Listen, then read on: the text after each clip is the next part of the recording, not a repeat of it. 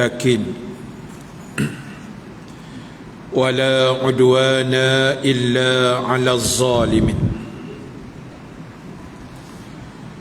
أشهد أن لا إله إلا الله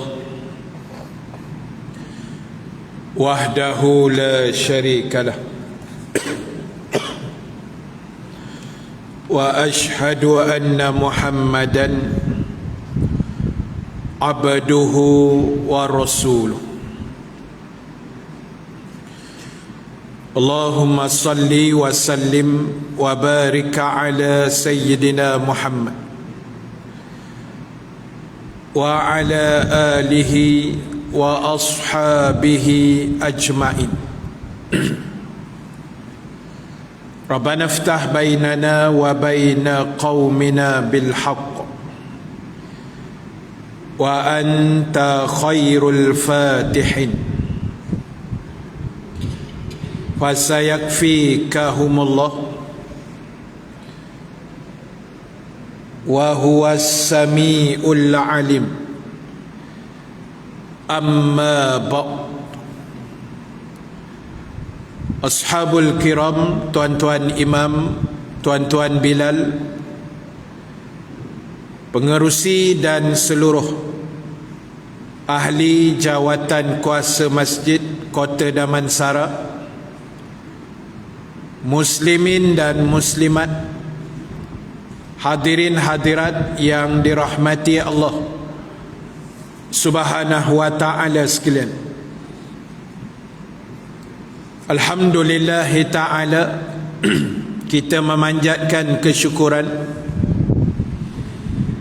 kehadrat Allah Subhanahu wa ta'ala. Dengan keizinannya kita dapat sama-sama dipertemukan sekali lagi pada malam ini.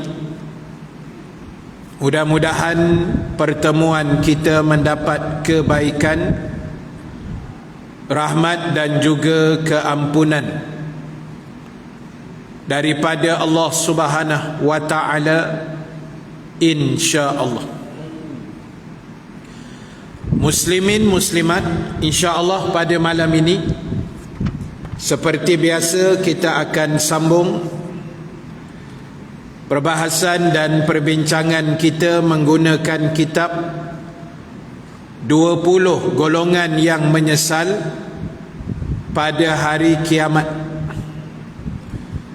Kita sambung bacaan kita pada malam ini di dalam kitab muka surat 70.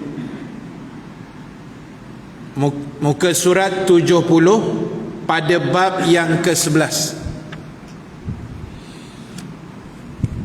Di bawah tajuk besarnya orang yang suka melaknat dan yang suka mengumpat.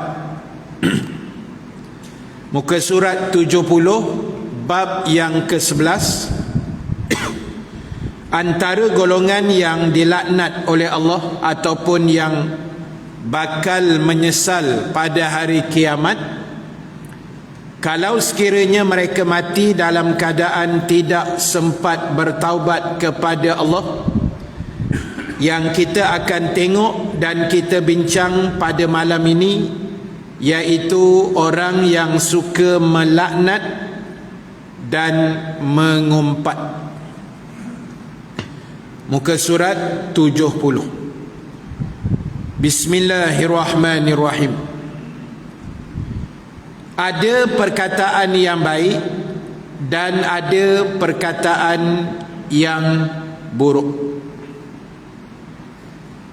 Orang yang sentiasa berkata baik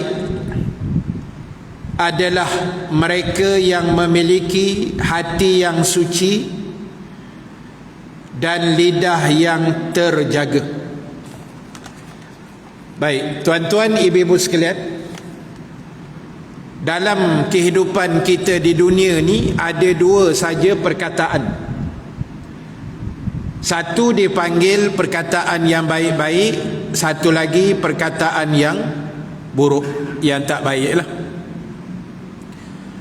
Dan di kalangan kita adalah bebas. Ini saya sebut secara asas lah. Maknanya bebas atas kita nak bercakap benda baik ke benda tak baik. Itu asas.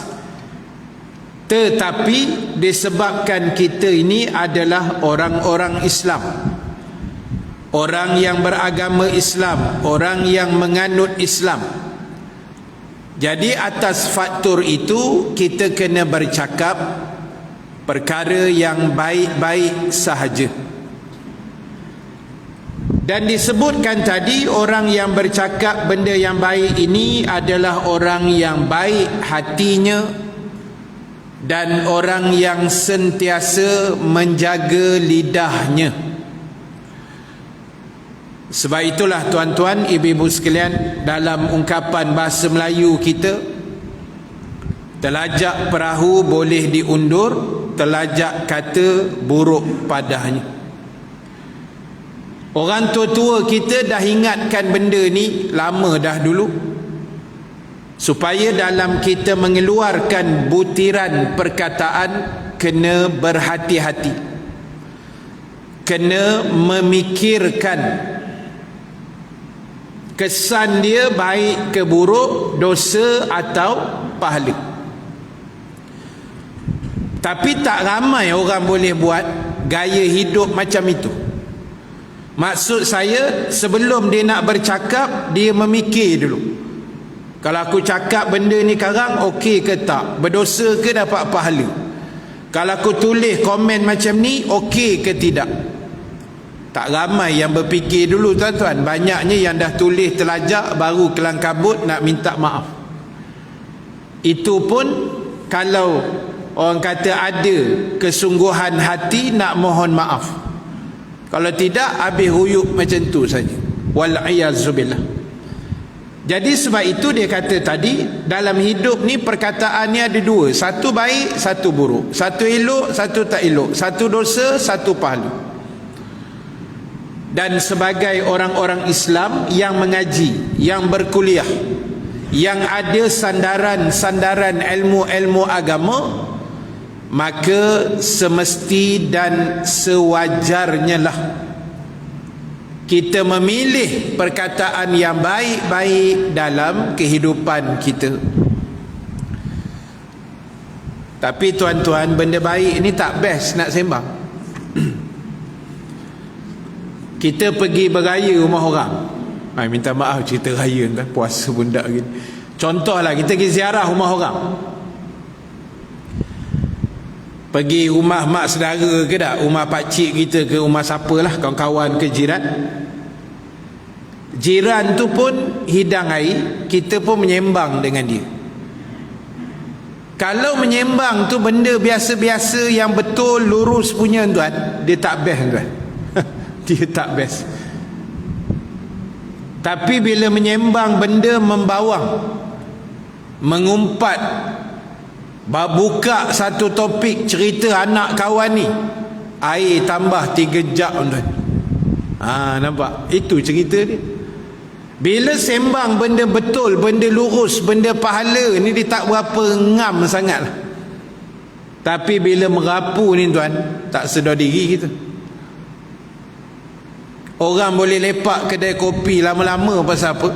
Pasal sembang merapu. Tu yang rasa seronok, tak tahu dah pukul 2 pagi kan, tak sedar seronok.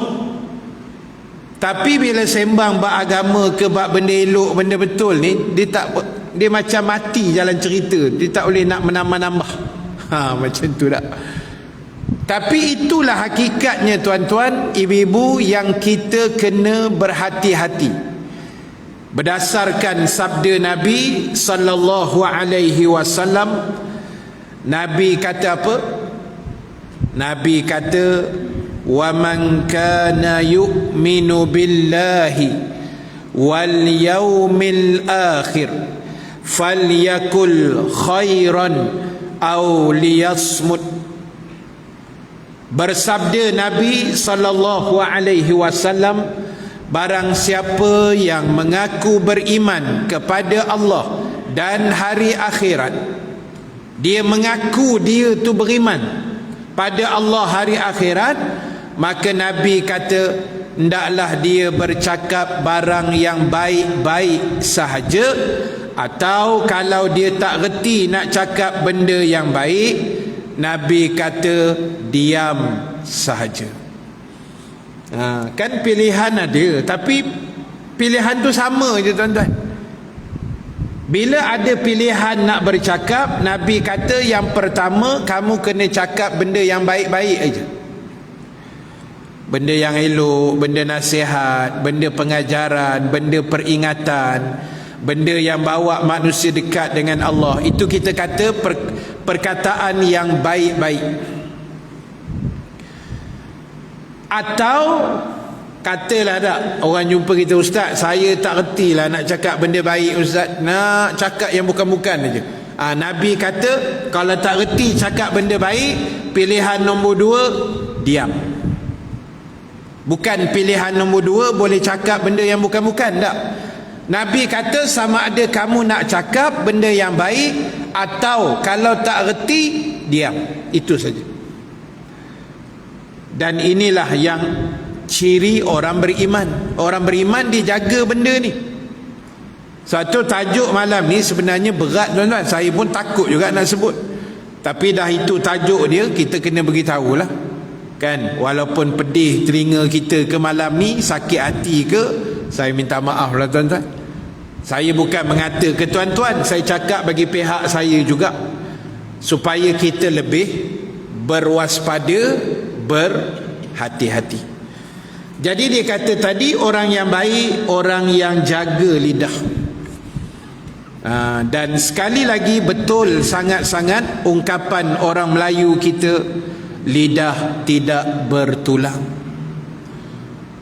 Kita selalu dengar kan, lidah ni dia tidak bertulang. Maknanya dia boleh kona kiri, kona kanan, boleh lentik, boleh gulung, boleh kepak, boleh. Maknanya baik boleh keluar, yang carut boleh, yang maki orang boleh, memfitnah boleh, mengumpat boleh, berzikir boleh, baca ayat Quran boleh, semua boleh. Dia tidak bertulang, ibaratnya begitu tak? Dia boleh kona kiri boleh, kanan boleh, baik boleh, jahat pun boleh, menipu boleh, cakap betul pun boleh. Siapa yang nak kena kontrol benda tu? Kita lah. Kita lah yang jadi pemilik lidah itu. Pemilik lidah itu tuan-tuan, kita lah orang ni yang nak kena jaga baik-baik lah. Tu mujur Allah buat lidah satu tuan. Kalau dua, saya tak tahulah macam mana kita nak jaga tuan. Bercabang macam biawak. Tak. Satu pun tak terjaga tuan-tuan. Kalau Allah buat dua lidah kita, habis tuan. Wal'iyazubillah. Jadi sebab itu dia kata tadi, kita kena memilih menjadi orang yang hati yang baik dan lidah yang baik. Baik, sambung lagi. Mereka itu adalah orang yang selalu mengucapkan kata-kata yang baik kepada orang lain dan berpaling dari perkataan orang-orang jahil sebagai jalan yang selamat, bukan kerana menyerah tetapi kerana memaafkan tindakan mereka, kerana mengendalikan amarah dan semata-mata kerana kebaikan kepada orang lain atau kepada orang yang bersikap jahat kepada mereka. Jadi maknanya tuan-tuan, kita kena gunakan lidah kita ni untuk mengucapkan perkataan-perkataan yang baik-baik kepada orang.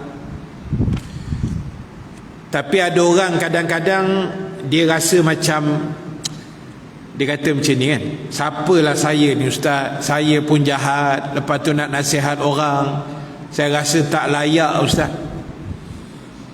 Kita jangan buat anggap gitu tuan. Bukan, ini bukan isu layak ke tak layak tuan-tuan. Kalau kita sembang bab dosa tak, saya dosa banyak ustaz, siapalah saya nak nasihatkan ustaz. Tak tuan-tuan, semua orang ada dosa. Tapi cerita mengingatkan itu, ini semua orang, semua pihak kena ambil peranan masing-masing. Saya ni bukan ustaz, saya bukan ustazah. Apa benda yang saya nak ingatkan manusia ni ustaz? Banyak benda tuan-tuan. Kita hidup ni bukan zaman 70-an, 80-an, zaman tak ada handphone. Kita hidup dah tahun 2022 tuan-tuan. Zaman di hujung jari. Zaman yang kita boleh collect, boleh kumpul pahala sebanyak mungkin kalau kita bijak, kalau kita pandai menggunakan telefon bimbit kita. Apa ada masalah tuan-tuan? Kita dapat satu artikel, kita share, dapat pahala. Kita dapat satu orang hantar dalam grup, dia hantar doa lah tak? Contoh, dia hantar doa terang hati ke, doa selamat ke apa, kita pun share doa tu, dapat pahala tuan-tuan. Bukan payah mana pun, tekan butang forward, hantar dekat grup. Orang baca ke, orang tak baca ke, orang ikut, orang tak ikut, pahala tetap dapat. Kalau orang baca lagi kita dapat pahala. Orang tu amal pula dek sebab doa kita bagi tu, kita pun dapat pahala ekstra lagi tuan. Dan begitulah sebaliknya. Kita share benda yang tak baik, kita pun menumpang dosa juga. Tu saya kata tadi, benda tu atas diri kita masing-masing. Guna teknologi yang ada tuan-tuan. Tuan-tuan tengok depan saya ni ada 4 telefon tuan-tuan. Mujur tak keluar TV3 tuan. Saya punya je 3 tuan. Selagi boleh, kalau boleh 5 saya susun. Tapi dah telefon ada 3 je. 3 je lah saya buat. Satu masjid punya. Dulu saya mengajar di Surau Ar-Rafiq. Surau Ar-Rafiq tahun 99, tahun 2000, lama dah, 20 tahun dulu tuan. Surau tu ada lagi. Masa itu mana ada live macam ni. Telefon pun masa tu boleh mesej dengan call aja tuan. WhatsApp, Facebook apa menatang ni semua tak ada tuan masa tu. Jadi saya kuliah masa tu 20 tahun dulu. Yang datang Surau Ar-Rafiq aja yang dengar kuliah saya. Orang luar tak tahu apa benda dah. Tapi sebab kecanggihan teknologi kita hari ni tuan-tuan, tuan-tuan yang hadir dalam Masjid Kuning ni dapat dengar kuliah. Dan 3-4 telefon yang kita pacak ni tuan-tuan, saya tengok ni ada 600 lebih. Orang lain di luar sana yang merata dunia ni boleh tengok dan boleh dapat juga dengar live kita malam ni. Pahala kan? Pahala saya bukan pada tuan-tuan je ni yang 600 lebih yang menonton ni. Sebab itu saya ni memang jenis suka buat live tuan-tuan.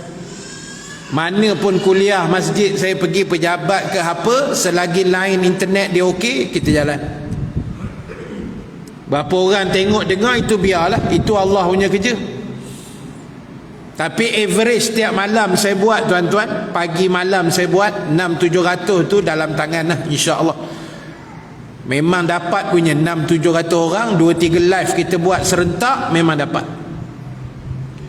Cuma ada sekali berapa 3 minggu lepas kot, malam tu saya tak pernah tuan-tuan, live saya satu malam tu, satu live di TikTok tu saya dapat 5,000 orang tengok secara live. Yang itu memang wahara tuan malam tu. Sebab 5,000 orang tengok, saya tak pernah dapat 5,000 tuan.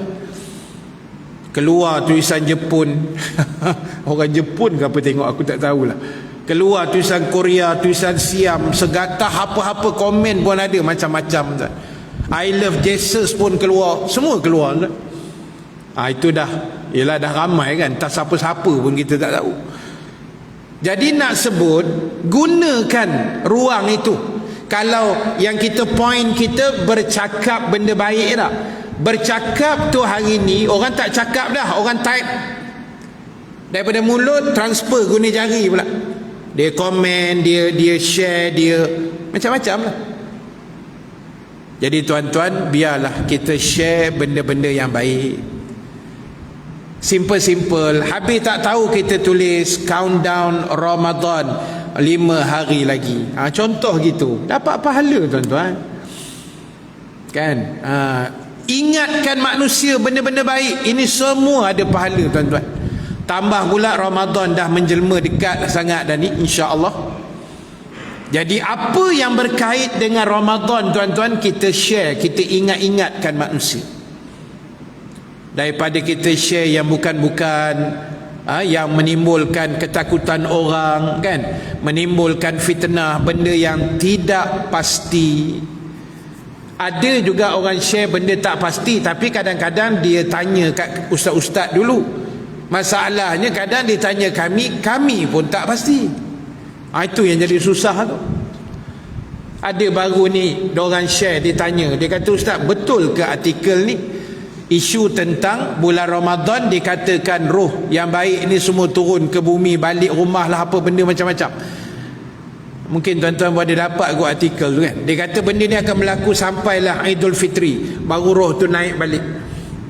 Saya pun kata, saya pun tak pastilah benda ni. Saya nak jawab ya ke tidak, saya pun tak berani. Nanti dulu, saya kata, saya tanya yang lebih arif. Saya pun forward dekat salah seorang bekas ahli majlis fatwa kerajaan Negeri Selangor. Saya forward, bukan kerajaan Negeri Selangor, Jabatan Agama Islam Selangor lah, majlis fatwa Negeri Selangor lah. Dia pun jawab, ana pun tak pasti. Sudah tuan. Kalau majlis fatwa pun jawab tak pasti, kita yang tak ada apa lagi tak tahu benda kan. Dah, cuma bagusnya sahabat tu dia tanya dulu. Dia tanya dulu, ustaz ni betul ke tidak?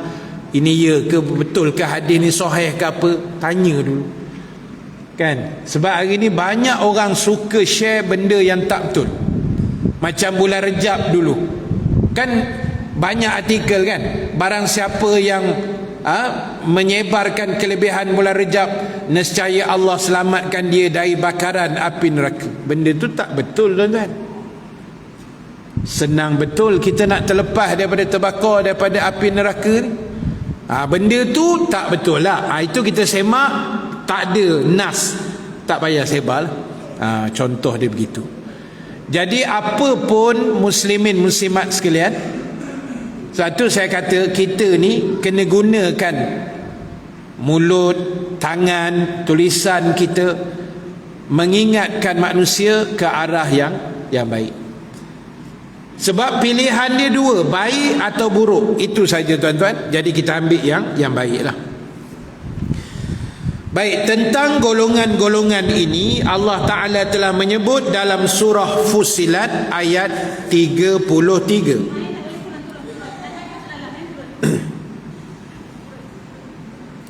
Baik, ayat 33 dalam surah Fussilat, yang bermaksud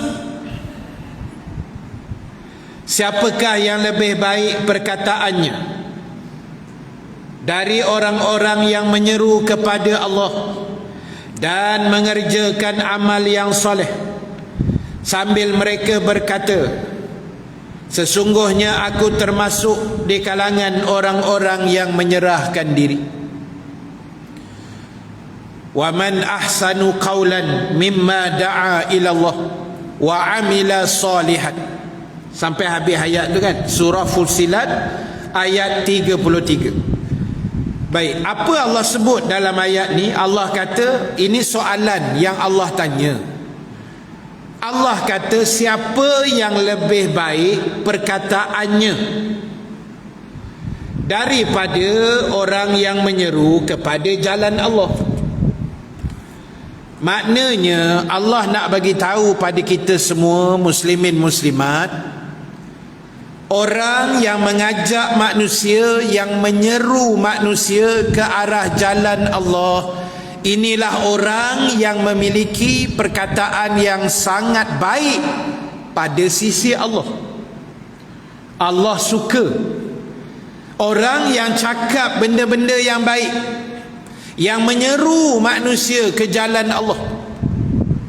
Walaupun tuan-tuan, ibu-ibu sekalian, kita menyeru manusia buat kerja agama ke jalan Allah, ini bukan kerja senang tuan-tuan. Cabaran melaksanakan program dakwah, ini benda yang besar dalam kehidupan kita. Tapi kita hadap je lah tuan-tuan, nak buat macam mana. Kami jadi ustaz-ustaz penceramah ni ada cabaran dia masing-masing, ada ujian dia masing-masing. Tuan-tuan yang jadi jawatan kuasa surau masjid, ada juga cabaran dan ujian dia masing-masing. Nak mengaturkan jadual kuliah, nak buat program, nak menjaga keuangan macam-macam. Bukan semua orang suka tuan-tuan. Tuan-tuan yang jadi jamaah surau masjid pun ada ujian dia masing-masing. Jabatan agama ada ujian dia, cabaran dia masing-masing. Jadi apa pun cabaran dia tuan-tuan, kita kena hadap. Dan kita kena memikirkan Rasulullah sallallahu alaihi wasallam lebih dahsyat, lebih besar ujian dan cabaran berbanding kita. Banyak tuan-tuan. Saya ada sikit-sikit pengalaman tuan-tuan. Saya ceramah ni daripada tahun 98. Sebahagian tuan-tuan lama dah kenal saya. 98 ni dah 2022 tuan-tuan. Berapa dah tu? 24 tahun lah lebih kurang dah. 24 tahun ni tuan-tuan, kalau saya tulis pengalaman hidup berceramah, boleh buku satu saya rasa. Boleh siap sebuah buku pengalaman hidup menjadi penceramah. Boleh satu koleksi buku.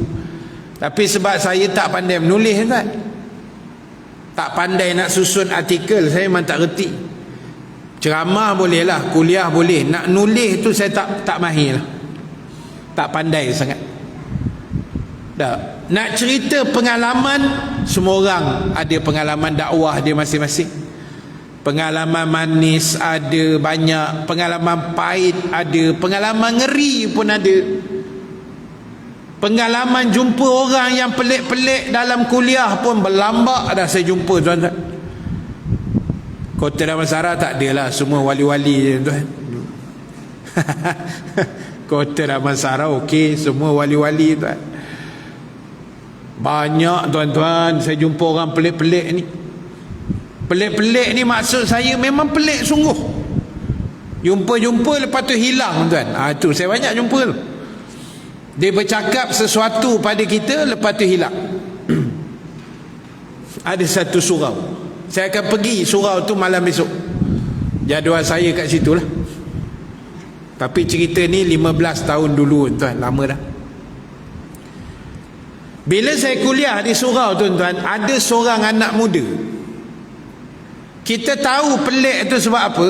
Macam tuan-tuan, daripada tadi ni saya tengok duduk aja dekat tempat yang tuan-tuan tengah duduk ni kan. Tak ada bergerak kan, duduk stay kat situ. Paling bergerak pun tukar kaki lah, sebab kebas. Bersilang kaki, melunjur kaki sikit, tak apalah, saya okey je tuan-tuan. Dah tuan-tuan kebas nak buat macam mana kan. Tapi beranjak tak ada kan, tuan-tuan stay je situ, tak adalah bergerak. Yang saya pergi kuliah 15 tahun dulu ni, ada seorang budak muda tuan-tuan, umur 20-an. Daripada soh belakang, selang 5 minit dia bergerak ke soh depan, satu soh. 5 minit ke depan, 5 minit ke depan. Mata ustaz-ustaz ni mata berulang tuan-tuan. Ustaz-ustaz nampak apa yang tuan-tuan buat. Tabung lalu tuan-tuan boh duit ke tak, ustaz-ustaz nampak tuan. Contoh kan.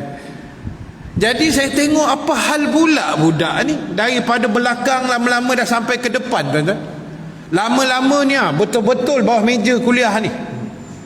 Saya kata ni dah lain macam ni kan. Saya tengok aja, tak apa. Habis kuliah, sebelum isyak dia bersalam. Dia salam dengan kita. Dah dia orang pertama duduk depan sekali kan. Dia kata, ustaz, lepas semayang saya nak jumpa ustaz. Uish, saya kata kacau pula ni. Kita pun dah berdebar pasal apa dia nak jumpa, macam-macam lah kepala otak lah, sebab dia dah pelik dah kan. Okey lah, habis semayang keluar dekat koridor surau tu, nampak dia tengah duduk makan pisang kat situ. Berdirilah ada pisang kat atas koridor tu, dia kupas dia makan. Saya pun cuit dia. Saya kata, "Dik, tadi kata nak jumpa ustaz." "Oh, lupa," dia kata. "Lupa," dia kata. Kan? Saya kata, "Ada apa?" "Tak ada ustaz, saya nak sebut satu benda je ustaz." "Apa dia?" "InsyaAllah ustaz, besok." Itu je ustaz. Dia cakap dekat saya, "InsyaAllah ustaz, besok." Lepas tu dia keluar berjalan dalam taman gelap tu, hilang gitu je tuan. Tak ke berserabut kepala otak saya balik kuliah malam tu tuan. Dalam kepala saya, apa benda nak jadi besok ni? Siapa budak ni? Esok ni aku mati ke? Esok ni kiamat ke? Esok ni Malaysia nak kena serang ke apa benda ni? Saya tak boleh tidur tuan-tuan, sebab ayat dia tergantung. Lepas tu dia ruyuk dalam gelap tu, hilang macam tu je. Saya tak boleh tuan. Saya telefon seorang tok guru di Kedah.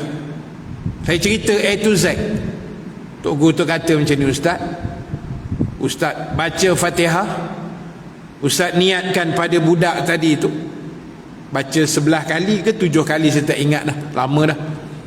Lepas tu Ustaz doa, "Ya Allah, kalau ada kebaikan yang Allah nak bagi pada Ustaz berdasarkan asbab budak tadi, Ustaz minta. Kalau ada kejahatan, minta lindung." Itu saja.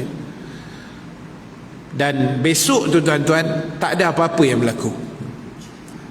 Cuma jangan buat lagi lah. Kalau tuan-tuan pula lepas ni bersalam, tapi tak boleh salam kan, "InsyaAllah Ustaz besok." Jangan cari penyakit tuan-tuan. Kalau nak cakap terus terang, "InsyaAllah Ustaz besok saya belanja Ustaz." Senang. Saya pun balik dengan bersiul-siul saja tuan-tuan. Senang hati tak? Jelas. Itu satu antara pelik yang saya jumpa. Dan macam-macam lah tuan-tuan, kan? Jadi yang saya nak sebutnya tadi, bila kita buat kerja agama, cabaran dia ada. Tuan-tuan nak uruskan masjid yang besar ni bukan senang. Nak jaga semua hati jamaah, Allahu Akbar. Saya pun ada pengalaman jadi nazir masjid di Gombak dulu tuan, tahun 2008. Memang susah nak jaga jamaah tuan-tuan, sebab jamaah kita latar belakang dia lain-lain. Kalau tuan-tuan jadi supervisor kilang, manager kilang, senang. Bawah kita semua technician, semua operator, senang. Tak ada apa pening-pening sangat, habis-habis skru hilang gitu je.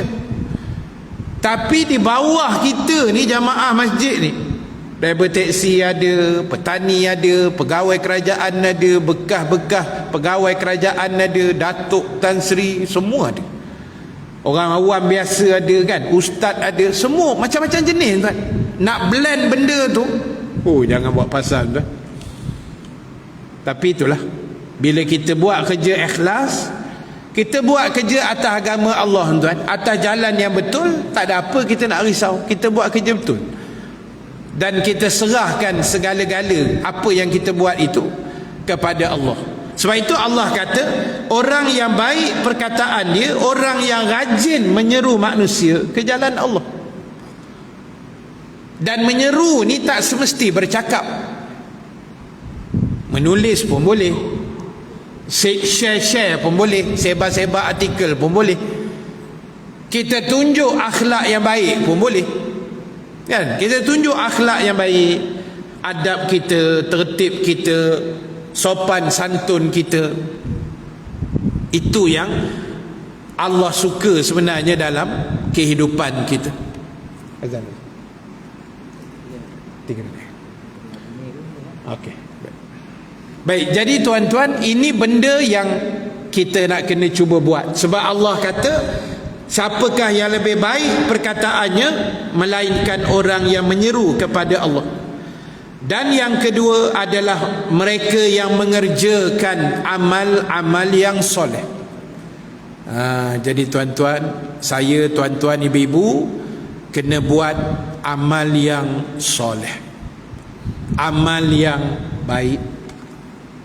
Banyak tuan-tuan amal-amal baik. Tambah kita nak masuk Ramadan tak apa hari, insya-Allah pahala berganda-ganda Allah nak bayar pada kita tuan-tuan. Sebab itu kita letak satu niat, biarlah Ramadan yang bakal tiba ni aku raikan sungguh-sungguh, dan semua kebaikan yang aku biasa buat aku nak gandakan di bulan Ramadan yang mulia. Itu kita kena letak niat dan azam kita. Sebab amal yang soleh Allah sangat suka. Apa makna amal soleh? Benda yang baik, perbuatan yang baik-baik. Tuan-tuan datang ke rumah Allah malam ni niat iktikaf, sahaja aku iktikaf dalam masjid ini kerana Allah. Allah suka. Tuan-tuan duduk dengar kuliah, Allah suka. Kita solat isyak kejap lagi berjamaah, Allah suka tuan-tuan. Itu amal soleh. Kita semayang sunat, amal soleh. Kita infak jariah, wakaf, itu amal yang soleh. Kita puasa, kita haji umrah, amal yang soleh. Kita membantu manusia dalam pelbagai sudut, itu juga amal yang soleh. Walhal termasuk kita belanja anak bini kita pun, keluarga kita, itu juga amal yang soleh. Amal soleh ni bukan individu je tuan, bukan kita je baca Quran, puasa, zikir, bukan itu je. Yang melibatkan, kita sambung lepas azan sikit.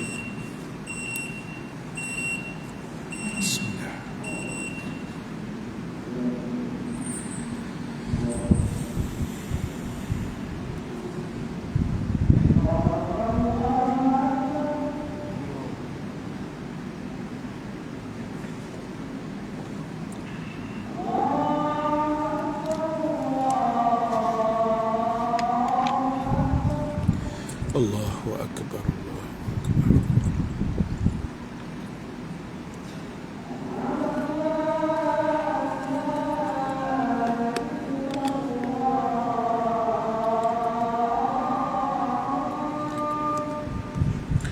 Asyhadu an la ilaha illallah.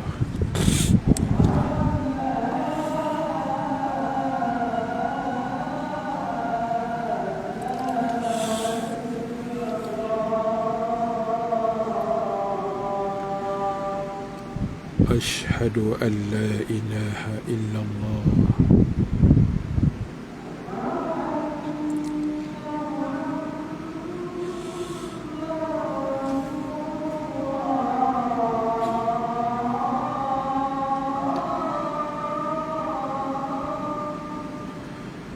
Asyhadu anna Muhammadar Rasulullah.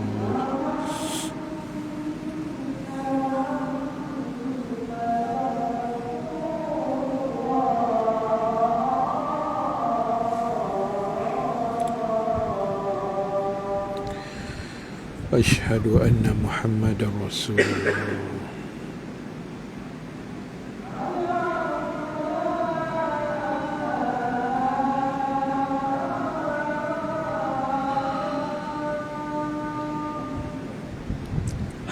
La hawla wa la quwwata illa billahil aliyyil azim.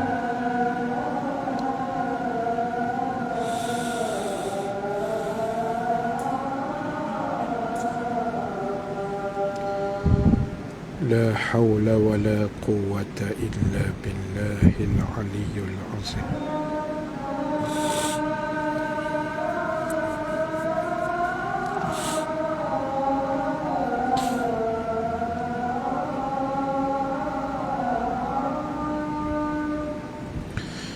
La hawla wa la quwwata illa billahil aliyyil azim.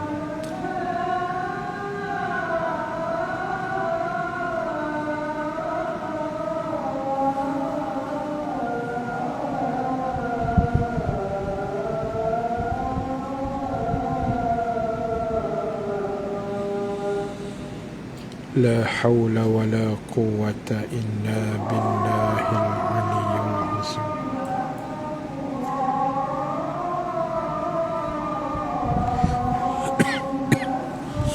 Allahu akbar.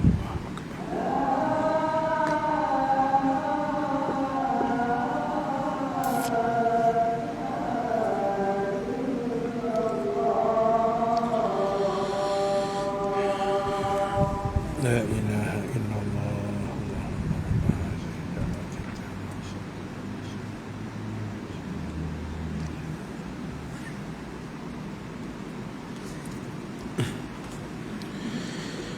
Muslimin dan muslimat yang dirahmati Allah Subhanahu wa taala sekalian.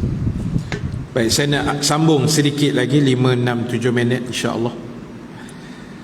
Baik, jadi maknanya tuan-tuan, antara benda yang Allah suka hamba-hambanya melakukannya disebut tadi adalah amal yang soleh, amalan yang baik-baik, amalan yang diarahkan oleh Allah untuk kita melakukannya pada sepanjang masa.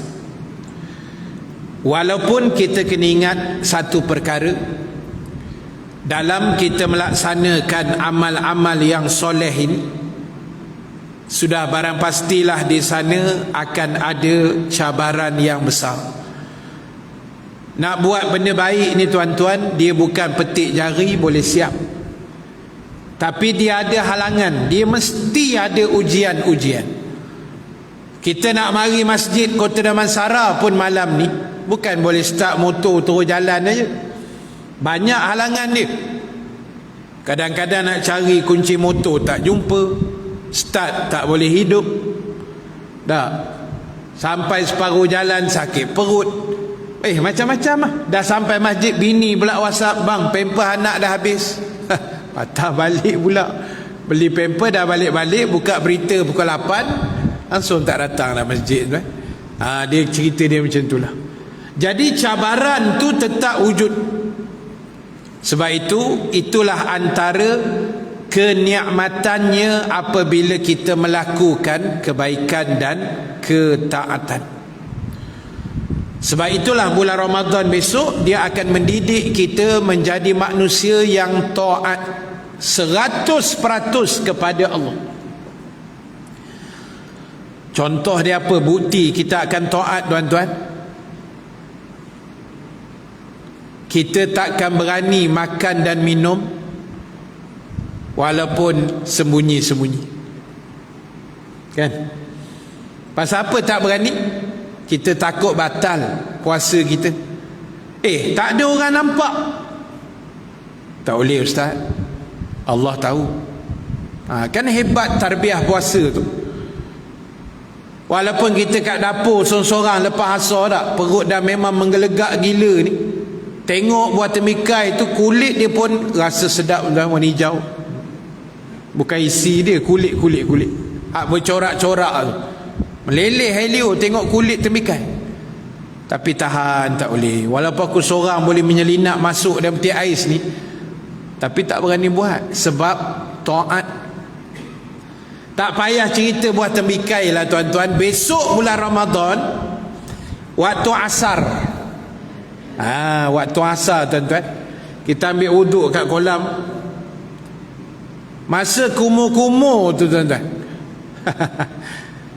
kumur 5 kali, keluar 2 je. 3 diam-diam geluk buat angguk-angguk kan sambil telan. Sebelah Pak Imam sebelah kita ambil wuduk kak. Pak Imam sama kak, keluar 2 je. 3 contoh bukan Pak Imam sini, contoh je. Kalau tuan-tuan ambil wuduk masa asar bulan Ramadan dekat kolam kat paip tu, orang sebelah pun tak tahu tuan-tuan telan air paip tu. Masa kumur-kumur tu kan, masa lain telan nampak sangat, masa kumur tu tengah masuk tu, blok keluar separuh hilang. Siapa pun tak tahu tuan. Tapi kenapa tak berani buat? Kenapa luar tu sampai keluar nak tekak tuan? Oi jangan ustaz, tak kita telan batal puasa. Itu hebatnya tarbiyah Ramadan. Dia didik kita tuan-tuan jadi hamba yang betul-betul taat. Walaupun kadang-kadang arahan Allah tu memang macam tak masuk akal, betul lah. Contoh tak masuk akal apa?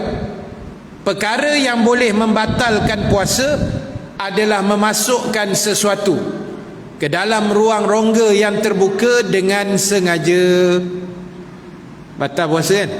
Contoh, kita korek hidung. Ulama kata kalau korek hidung sikit-sikit gini cepat-cepat tak batal puasa. Dia yang batal korek hidung bila satu jari ni penuh masuk dalam hidung. 3 ruah ni habis semua tenggelam. Penuh sampai ke dalam. Batal puasa. Korek telinga sampai dalam-dalam meleleh helio ni, batal puasa. Ni macam mana otak nak mikir, ustaz, apa kena mengena korek hidung dengan batal puasa, ustaz? Otak hanya boleh terima bila korek hidung dan telan tak hidung tu, baru batal puasa. Tak pasal dia cerita makan minum. Otak ni dia boleh memikir apa yang logik. Sebab itu puasa banyak juga tak logik kan? Korek hidung batal puasa, apa ke benda ya? Tapi dah itu arahan Allah, aturan agama. Logik ke tak logik ke, terima akal ke tak masuk akal ke, apa ke, ikut aja lah. Tak usah memikir banyak sangat. Ada orang kita kadang-kadang tuan suka memikir. Orang tanya macam ni, ustaz, Lailatul Qadar tu malaikat turun satu malam je kan ustaz? Satu malam. Malam ganjil lah Nabi sebut tak? 10 malam akhir yang ganjil kan? Itu hadis yang kuat lah, hadis sahih tu. Nabi kata carilah Lailatul Qadar pada 10 malam akhir, malam-malam ganjil yang 10 akhir. Itu hadis sahih. Tiba-tiba ada orang tanya tuan, dia memikir kat mana pun tak tahu. Dia kata, ustaz, kita malam tu Lailatul Qadar ustaz, malam macam malam ni lah. Tapi kat Amerika siang ustaz. Macam ni cerita ustaz. Udah jenuh ustaz nak menjawab ustaz. Dia kaji sampai ke Amerika.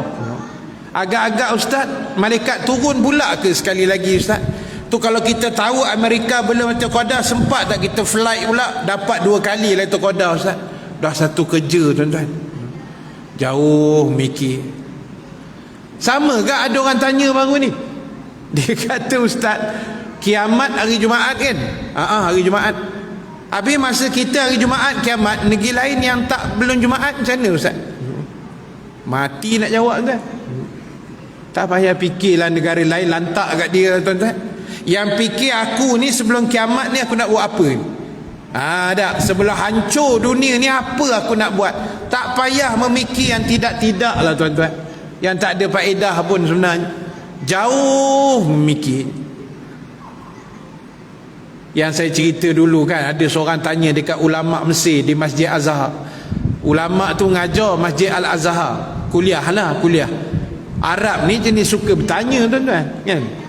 Pantang open suruh tanya, laju angkat tangan.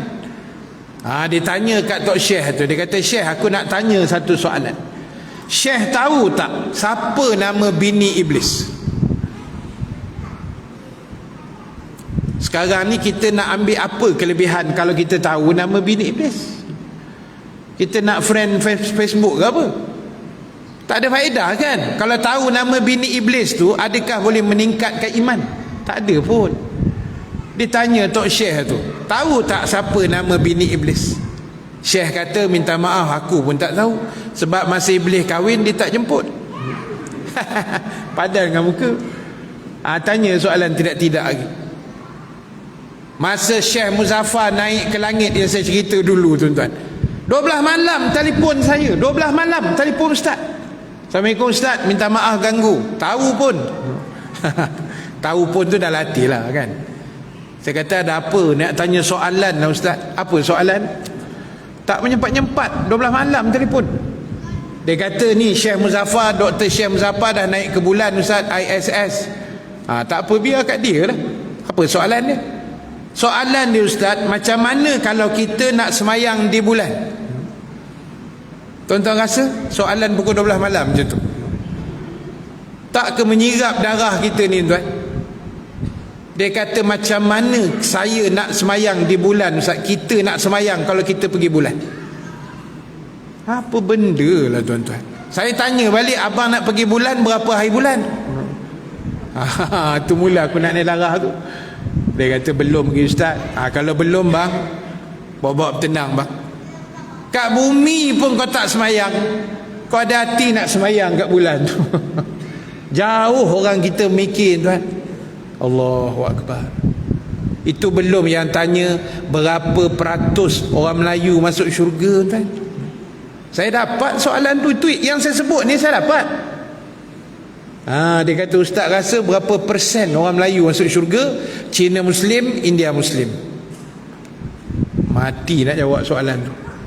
Jadi tuan-tuan tak payahlah mikir yang tidak-tidak. Kita fikir aku ni nak masuk Ramadan, aku nak beramal soleh, apa preparation yang aku nak buat. Itu saja. Okey? Kita ayah fikir jauh-jauh sangat yang tak apa-apa, tak payahlah tuan-tuan. Tak payah mening kepala otak kita, nak serabut kepala otak kita.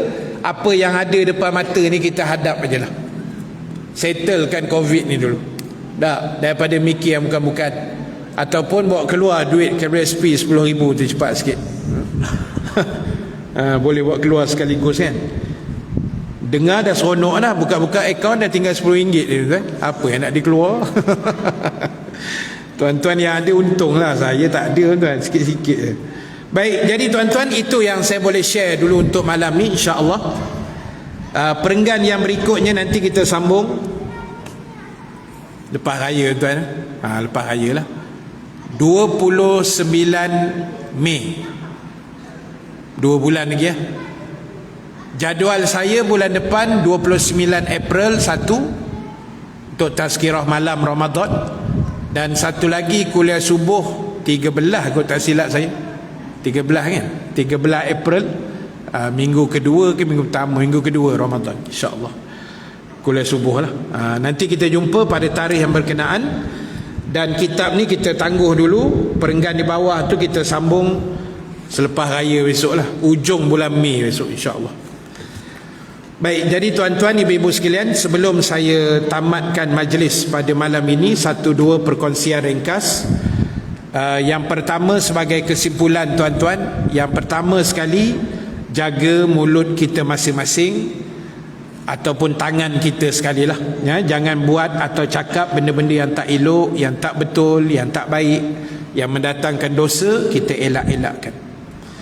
Dan yang kedua, muslimin-muslimat, apapun dalam hidup ni kita ada Allah Ta'ala yang sentiasa bersama kita, yang sentiasa menolong kita, mendengar rintihan kita. Jadi kita doalah pada Allah, minta pada Dia, Dia maha segala-gala. Mudah-mudahan Dia akan memakbulkan hajat kita insya-Allah. Dan yang ketiga, seperti biasa, jangan kita tinggalkan majlis-majlis ilmu walau di mana sahaja kita berada, baik secara online atau offline. Yang penting kita mengaji elok-elok. Mudah-mudahan Allah beri kebaikan dan ilmu yang bermanfaat kepada kita semua insya-Allah. Amin ya rabbal alamin. Baik tuan-tuan, ada 2 perkongsian sebelum saya tangguh. Yang pertama, malam ni saya mohon izin buat sedikit kutipan, tabung macam biasalah di tengah-tengah di belakang sana. Satu untuk Mahat Tafiz, dan satu lagi Mahat Tafiz ni Ustaz Farhan Suhud lah, di Behrang, yang sedang kita bangunkan di Behrang Tanjung Malim sana. Kawasan yang agak luas, agak besar. Ada 5 fasa, kita baru mula fasa yang pertama. Dan yang kedua, untuk ketipan malam ni tuan-tuan, saya nak agihkan sedikit kepada 2 orang student kita di Mesir yang sekarang ini sedang keputusan wang. Duit tak apa cukup, sebab mereka dari keluarga yang susah. Dan saya pernah cerita banyak kali, saya pun bekas pelajar Mesir. Jadi bila kita berada di luar negara tuan-tuan, duit tak ada ni memang penat tuan-tuan. Kita nak kerja sana tak boleh kan. Jadi terpaksalah cari mana-mana ustaz minta bantuan, dan diorang pun dapat nombor saya kok mana pun saya tak tahu. Jadi kita cuba bantulah. Ada 2 orang yang sedang agak kesusahan di sana, student kita lah, student Malaysia kita. Jadi untuk kutipan malam ni saya ucap terima kasih pada muslimin muslimat. Dapat saya agihkan sikit pada student, dan sebahagiannya saya agih pada Mahat Hafiz itulah, sahabat saya Ustaz Farhan Suhud. Terima kasih yang sudi menyumbang pada malam ini. Mudah-mudahan Allah murahkan rezeki anda semua. Dan terima kasih yang hadir dalam Masjid Kota Damansara. Terima kasih juga yang menonton live pada malam ini, yang bagi gift semua, terima kasih banyak. Mudah-mudahan Allah murahkan rezeki kita semua, dan selamat menyambut Ramadan Al-Mubarak. Kita doa yang terbaik, mudah-mudahan Allah Ta'ala rezekikan kita kali ini sebulan penuh dalam keadaan sihat walafiat, insya-Allah. Amin ya rabbal alamin. Terima kasih. Kita tangguhkan dulu majlis dengan tasbih kafarah, suratul As, dan bacaan doa. Subhanakallahumma wa bihamdika nashhadu an la ilaha illa anta nastaghfiruka wa natubu ilaik. Bismillahirrahmanirrahim. Wal asri innal insana lafi khusr illa allazina amanu wa amilus salihat wa tawasaw bil haqq wa tawasaw bis sabr. Bismillahirrahmanirrahim. Alhamdulillahi rabbil alamin. Wassalatu wassalamu ala asyrafil anbiya'i wal mursalin Sayyidina Muhammadin wa ala alihi wa sahbihi ajma'in. Allahumma ja'al jam'ana haza jam'an marhuma wa tafarruqana min ba'dihi tafarruqan ma'suma wa la taj'alillahumma fina syaqiyan wa la mahruman wa la matruda. Wa sallallahu ala sayyidina Muhammad wa ala alihi wa sahbihi wa baraka wa sallam. Walhamdulillahi rabbil alamin. Assalamualaikum warahmatullahi wabarakatuh. InsyaAllah kita jumpa subuh besok.